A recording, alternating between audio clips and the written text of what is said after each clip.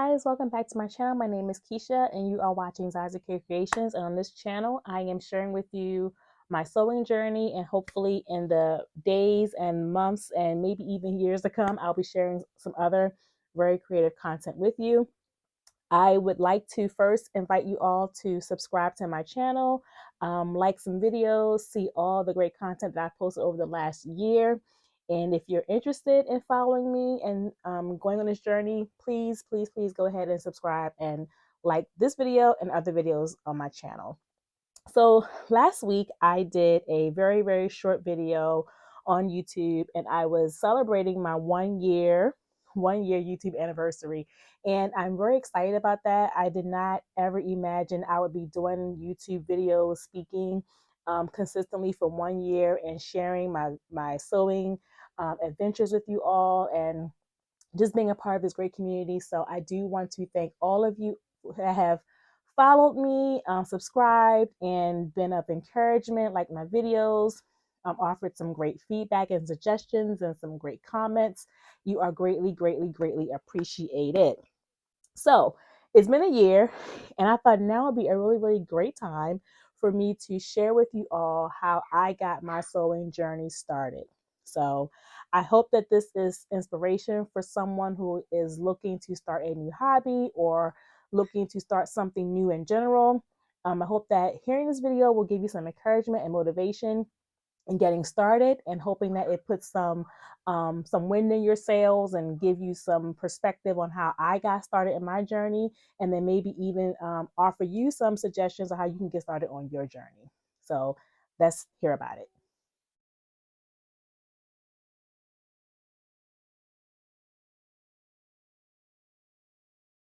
All right, so here we go. My journey began in 2017, and it was in 2017 that I realized that as a mom, a wife, a full-time employee working 9-hour days, having a 2-hour long commute every day, I was starting to feel a little bit overwhelmed with just the business of life. So, granted, self-care for women, we get our hair done, our nails done, we might go and do some shopping, we might go and have dinner with our friends and family to celebrate milestones in our lives.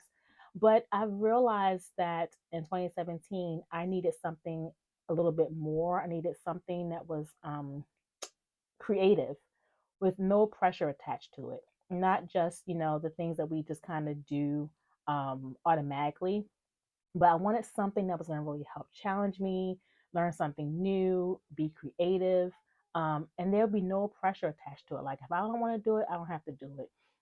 If I want to do it, I can go ahead and do it. I wanted to find something like that, and it was really a need for me to do that.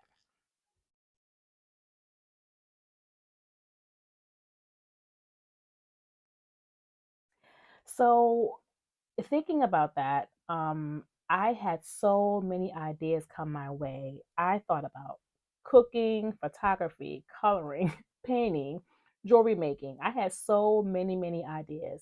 And that's not at all surprising to me because my dad is an artist, and he's also a creative as well.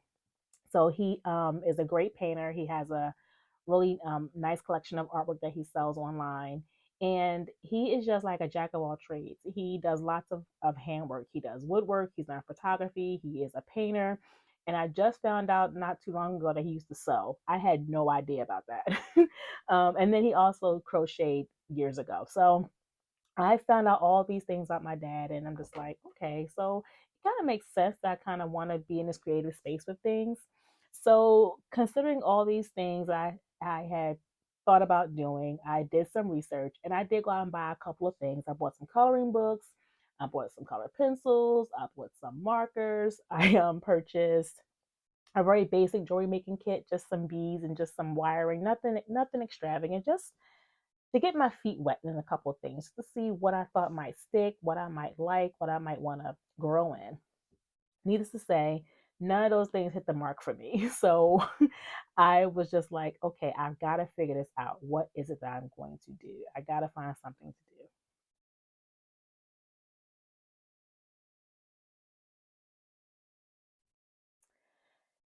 do. So one day I was sitting and thinking, what can I do? What kind of hobby can I pursue? What might actually be of interest to me? And what might I do that I could be committed to? Literally in that moment, sewing came to mind. I couldn't believe it. It was like a light bulb moment for me. I never even thought about sewing. Um, and I knew that I couldn't sew. I'd never touched a sewing machine before. My great grandma, years ago, taught me how to do a little bit of hand sewing. And that was the most I've ever done with a sewing machine or sewing or anything like that. It wasn't even a machine. It was just like your basic thread and a needle, just, going in and out the fabric. This was years ago. So in that same moment, I went online and I was looking at different sewing classes in my community. And I stumbled across a class that was happening that very same weekend. So let's just say I did this, this idea came in my head on a Monday or a Wednesday. Like that Saturday, there was a class happening, an intro to sewing class. It was called a sip and sew class. It was happening in my neighborhood. I found it on the website Eventbrite, I think it's called Eventbrite, and it was happening on that Saturday. So I inquired and I ended up going to that class, and I was kind of nervous to do it by myself. So I asked my sister to come along with me, and she did. We had a really, really great time in that class. So I thought that maybe she would kind of stick with me in the sewing game, but she didn't. That's okay. But I went ahead and took the class, and it was very, very fun. I did a head wrap, and it was amazing. And that was really how I, really remember my sewing interest really, really being like peaked. So after the class, I went ahead and I purchased a machine. I purchased the exact same machine we use in the sewing class. And I purchased some basic notions, a really, really small desk. And then my dad even made me a cutting surface. So I told you guys that my dad is he's jack of all trades when it comes to creative work with his hands. So he made me this really, really nice wide wooden cutting surface. He and I went to Joann Fabrics together, purchased some batting. I purchased the fabric, and we cut the surface together. And you guys have probably seen it in my videos, at least a piece of it. But it's the blue surface that I present my makes on. That's the cutting surface that my dad created for me. So I use that now in my sewing space. That's my cutting table, my ironing table. I'm even sitting at it right now as I record this video. So it was a really handy table that he made for me, and I'm really happy and grateful that he did that. So that was pretty much how my interest got piqued in sewing, and I'm so glad that I, went to that class. It was very, very helpful.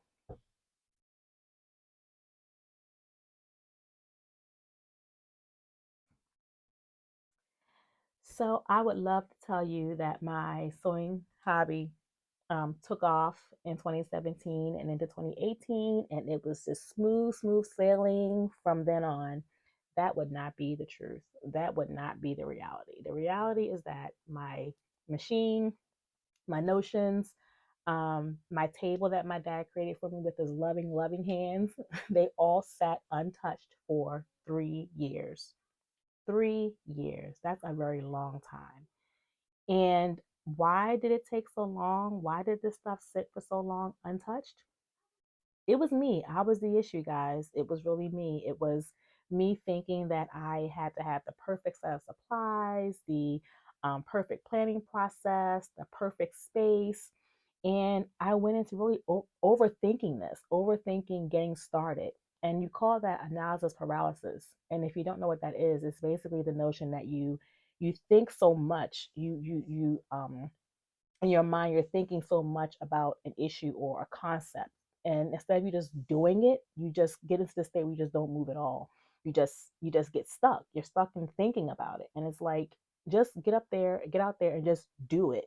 And that was what I needed to do. I need to just get out there and just do it. I had all the support I could ever ask for. My sister was still supporting me. My husband was supporting me. My girls, they're young. They were younger. Young, they are young. Um, but I didn't have any reason not to start this hobby and keep it going. It was just me. It was just me thinking I had to have the perfect package ready to go. And it's really not true. I didn't need all that.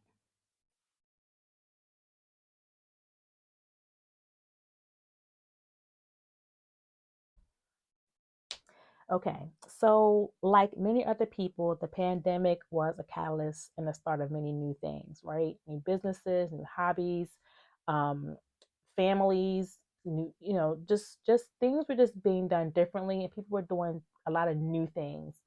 And it was in 2021 when my husband started to recuperate from his illness. So my husband was sick at the very end of 2019.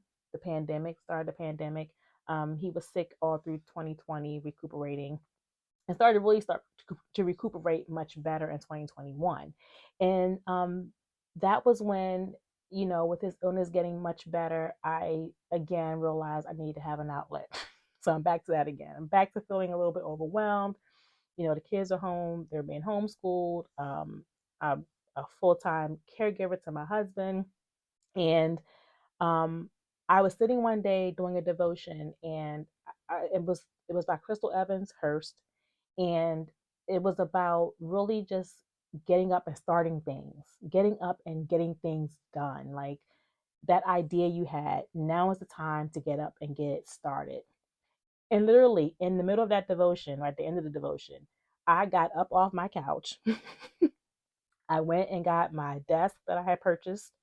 I set up my desk and I got my machine unboxed, and I went ahead and started sewing my very first project. That was the true takeoff for me in my sewing journey. So I basically decided no longer would I sit around wait for the perfect space or the perfect supplies. I used a space in my living room. I had a very small corner in my living room next to my fireplace, and I used that for my sewing area. No, it wasn't the ideal space, but I knew I need to get started. I had to get something going.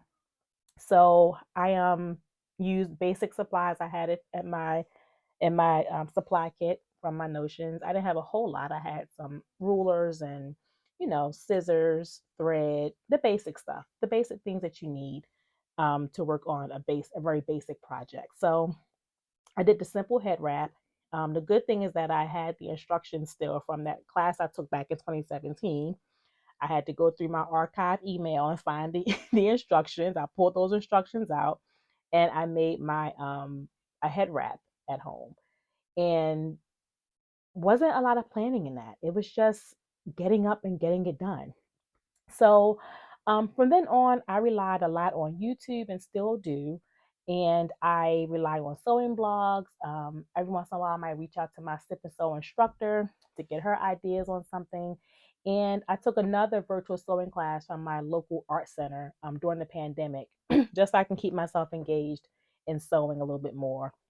And then I also enrolled into the Sewing Academy, which is an online sewing school that's founded by Mimi G. It's a really, really good sewing school, virtual school. It's very self-paced.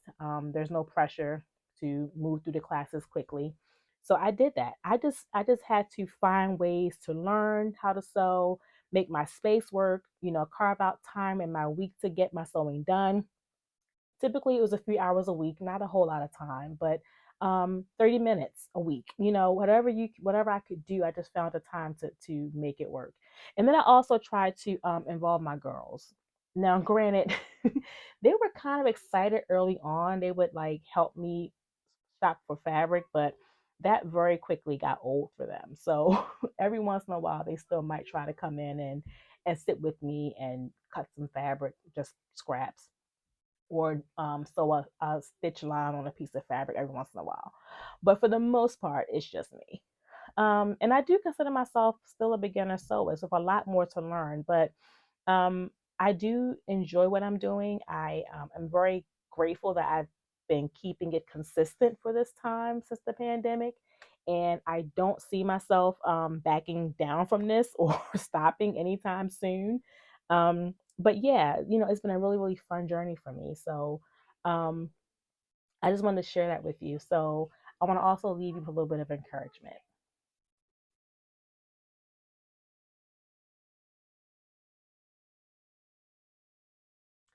Okay, so here's the encouragement for you. I've got six points of advice or encouragement that I want to leave with you before I end this video. So, and this is for anybody who is really like trying to consider pursuing a hobby specifically. Um, it's really hard when you want to get something started and you kind of go into this rut of getting it started, putting it down, getting it started, put it down, not having that consistency with it, or not really knowing how to get started or where to get started. So here we go. The first thing I want to leave with you is to research many different ideas and find out what works best for you. If you find yourself still bored and doing those little things, not really being fulfilled, you're likely not going to be committed. So you should find something else to pursue. So try different things. Try cooking. Try a little bit of photography. Do what you can on a very small scale and see how you like it. And if you're not finding fulfillment in it, there are other things that you can pursue. So just keep that in mind. Point number two, consider your time commitment, or your commitment management rather. So make sure that you actually can carve out the time that you need to get your hobby done. And it doesn't have to be, long chunks of time, big chunks of time in your day or in your week. If you just do 30 minutes a day, or not even a day, just do 30 minutes a week, 20 minutes a week, 10 minutes a week, whatever you can do, just find little pockets of time in your day to try to be committed to your new hobby. Three, only concentrate on purchasing the basics of supplies initially. So don't go out and, and invest money and resources in buying all the things that you see everybody else with. um, you will quickly find yourself being overwhelmed. You will likely, again, if you're not really going to be committed, would have spent a lot of resources and money and energy in things that you're not going to use, and it'll just sit around unused, and um, that's not going to be a good thing for you. So don't invest lots of money in supplies and resources unless you know for a fact, like that you're going to be pursuing this long term and this is your niche. This is the thing for you. Number four, find beginner friendly resources. There are so many, so many resources out there on any kind of hobby, any type of skill that you want to learn. YouTube, search engines, just your hobby for beginners. Just try that and see what comes up. Lots of resources out there. Instagram, and now there's TikTok, and definitely YouTube, and just a basic search engine. You'll be surprised what you might find. You might even want to consider going to a library and just looking at, or getting some books, borrow some books on different types of projects or different types of hobbies rather, and see if it's something that you want to pursue. You're just at the point where you're trying to like really just learn a little bit about the hobby, see what folks do in that hobby, and see if it's something that you really want to keep with. Number five, this is like my favorite scripture, Zechariah 4:10, and it talks about despise not small beginnings. There are so many things to start off very, very small, but if you keep at it, you'll see the growth. Just believe in yourself. I know that you got it. Don't compare yourself with other people that have been doing this for years, maybe even decades. You're just a beginner. You are just starting, so don't feel overwhelmed or not ready to do your hobby. Everybody starts off small. No one starts off as a giant in what they do. So just know that, you know, the small things, they grow into bigger things. Keep at it, be consistent, learn, invest in learning the craft, learning the hobby, and just watch how, God just expands it and just grows it for you. And then last but not least, number six, have fun. Have fun with your hobby. It's not supposed to be stressful. It's not. It's supposed to be fun. It's supposed to be relaxing, therapeutic. If it starts to become stressful, take a step back. Maybe you need to reevaluate. Is this what I want to do? Am I doing too much? Am I doing too much too soon? Pace yourself. Take your time with it. And again, back to Zechariah 4:10, despise not just small beginnings. Just know that if you just, put your trust and your faith in God as He helps you grow it, you'll be successful. Just keep at it, be consistent, and just know that you got this. You got it. So I hope that this was very encouraging, very helpful. I hope that you found this motivating. I wanted to do this video a very long time ago, but I didn't think now that it was the right time.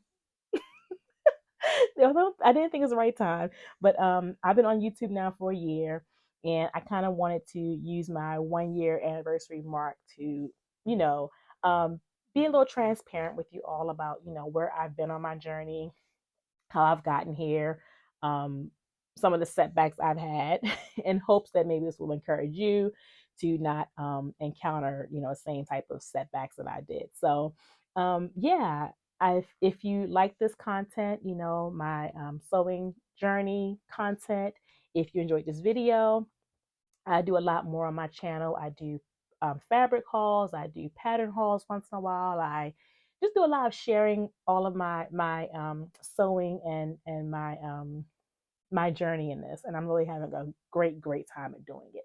So again, if you like this video, please consider liking it and subscribing so that you will always be in the know when I'm posting new content. And I hope that you enjoyed this. God bless.